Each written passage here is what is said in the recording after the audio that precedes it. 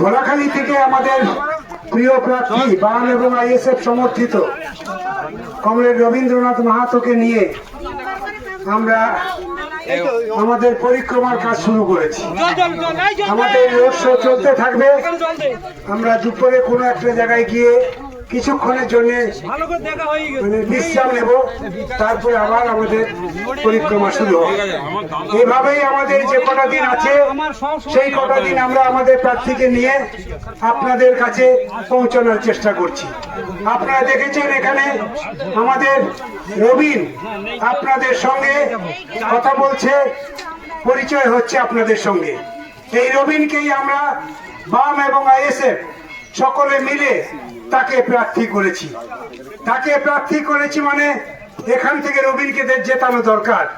আমাদের সন্দেশখালীতে অনেক অত্যাচার হয়েছে, অনেক নির্মম অত্যাচারের সহ্য করছি আমরা, সেই অত্যাচারের শিকার হয়েছি আমরা আর সেই অত্যাচার সহ্য করতে চাই না। আমাদের সামনে সুযোগ এসেছে, সময় এসেছে। সেই অত্যাচারের হাত থেকে আমাদের নিষ্কৃতি পাওয়ার একটা সুযোগ এসেছে। সেই সুযোগটা যদি আমরা সদ্ব্যবহার করতে পারি তাহলেই আমরা গরিব, কৃষক, ক্ষেত মজুর, মধ্যবিত্ত, হিন্দু, মুসলমান সকলের উপরে যেভাবে আক্রমণ নামানো হয়েছে সেই আক্রমণের হাত থেকে আমরা সকলকে নিষ্কৃতি দিতে পারি। সেজন্যই আজকের এই নির্বাচন আমাদের সামনে সুযোগ। এই নির্বাচনকে কাজে লাগাতে হবে। আপনারা দেখেছেন এই সময়ে আমরা সকলেই ছুটে বেড়াচ্ছি। নামা মাত্রই একজন বয়স্ক মহিলা আমাকে বলেন আমার নামটা বাদ গেছে। এটা কখনো হতে পারে? একজন বয়স্ক মহিলা যার বয়স হচ্ছে 70 বছর, তাকে এখন পরীক্ষা দিতে হবে সে ভারতীয় নাগরিক কিনা।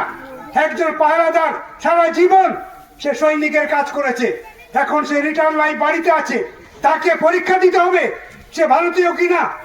এইভাবে রাজ্যটা, দেশটা চলছে এবং চালাচ্ছে হচ্ছে তৃণমূল এবং বিজেপি।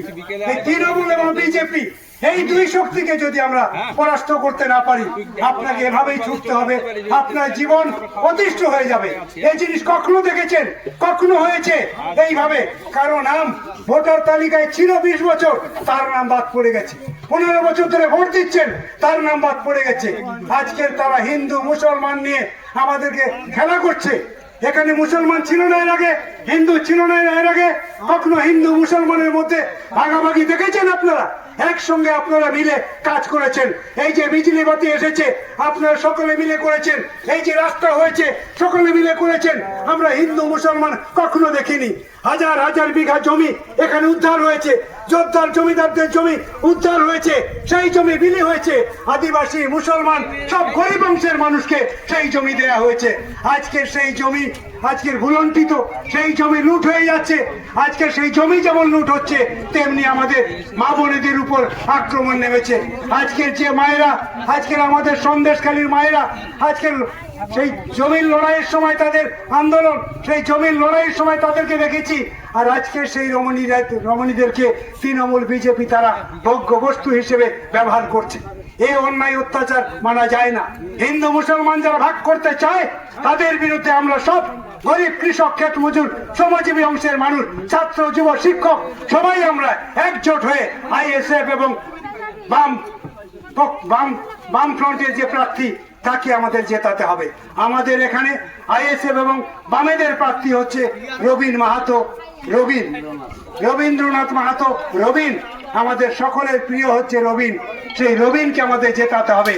রবিনকে জেতালে আপনাদের জন্য সে লড়বে, রবিনকে জেতালে কৃষকদের জন্য লড়বে, রবিনকে জেতালে ক্ষেত মজুরদের জন্য লড়বে, রবিনকে জেতালে হিন্দু মুসলমান নিয়ে যারা রাজনীতি করছে তাদের বিরুদ্ধে সে গর্জে উঠতে পারবে বিধানসভায়। সেই জন্য আসুন আমরা 15ই বৈশাখ সকলে মিলে একসঙ্গে যাই বুথে এবং কাস্তে হাতুড়ি তারা চিহ্নে ভোট দিয়ে আমরা আমাদের লাল ঝান্ডাকে জিতিয়ে আমাদের গরিব এবং কৃষক সকলের ঐক্যকে আমরা মজবুত করি।